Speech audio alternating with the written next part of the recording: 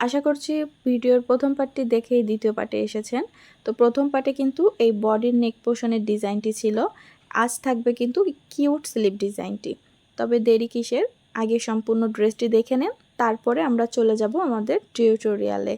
আর এটার যে সালোয়ার ডিজাইনটি কিভাবে করেছি সেটা দেখতে চাইলেও কিন্তু অপেক্ষা করতে হবে, সেটা ধারাবাহিকভাবে আপলোড করা হবে।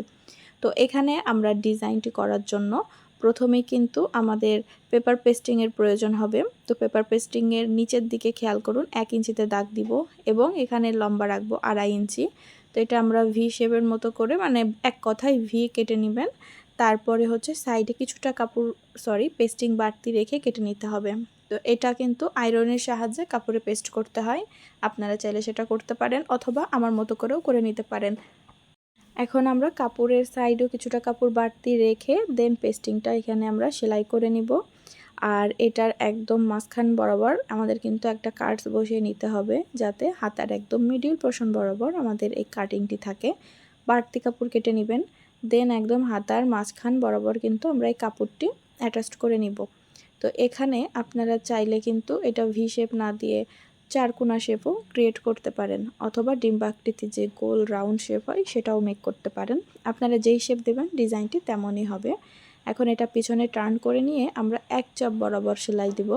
আপনারা যদি মেশিনে সেলাই দিতে না চান তাহলে যেভাবে গলায় নেক পোর্শনের কাজ করি সেভাবেও কাজটি কিন্তু করতে পারেন।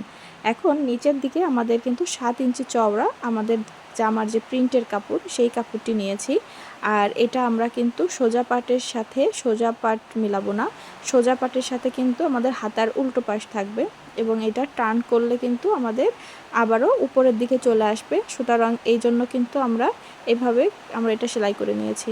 তো ভালোভাবে চাপ দিয়ে নিচের কাপড়টি ভাঁজ করে সুন্দর করে উপরে তুলে আমরা কিন্তু এখানে একদম কোনা ঘেঁষে সেলাইটি করে নিব। তো এটা সেলাই পরে কিন্তু আমাদের থাকবে কিন্তু 3 ইঞ্চি। তো 7 ইঞ্চি রেখেছিলাম, 1 ইঞ্চি কিন্তু আমাদের সেলাই মার্জিনেই চলে গেছে। এখন একদম মিডিল পোর্শন বরাবর এখানে আমরা কিন্তু পুঁথি বসাবো, আর পুঁথি বসানোর মাধ্যমে কিন্তু এটা সুন্দর একটি বো তৈরি হয়ে যাবে। তো পরার পরে কিন্তু অনেক সুন্দর লাগে। তো এটা আপনারা চাইলে ছোট হাতাতেও মেক করতে পারেন, আমি এটা 3/4 হাতাতে তৈরি করেছি, বাট এটা বেশি ভালো লাগে ছোট হাতাতে। তো এখানে এটা ভালোভাবে সেলাই করে নিয়ে তারপরে এখানে আমরা পুঁথিটি অ্যাটাচ করব। চাইলে এখানে আপনারা সবুতামও ব্যবহার করতে পারেন। তো পুঁথি তৈরি বসানোর জন্য দেখুন নিচের থেকে উপরে যাব, এখানে আমি 3টা পুঁথি নিয়েছি এবং পুঁথিটির নিচের দিকে দিয়ে ভালোভাবে আগে একটা সেলাই করে নিব। তারপরে প্রতিটি পুঁথির মাঝখান দিয়ে আরেকটা করে সেলাই দিব, যাতে পুঁথিটি পরবর্তীতে সরে বা ঝুলে না যায়। এই কারণে আশা করছি বিষয়গুলো বুঝতে পেরেছেন। যদি কোনো অসুবিধা থাকে আমাকে কমেন্টে জানাতে পারেন, আমি সমাধান দেওয়ার চেষ্টা করব ইনশাআল্লাহ। আল্লাহ হাফেজ।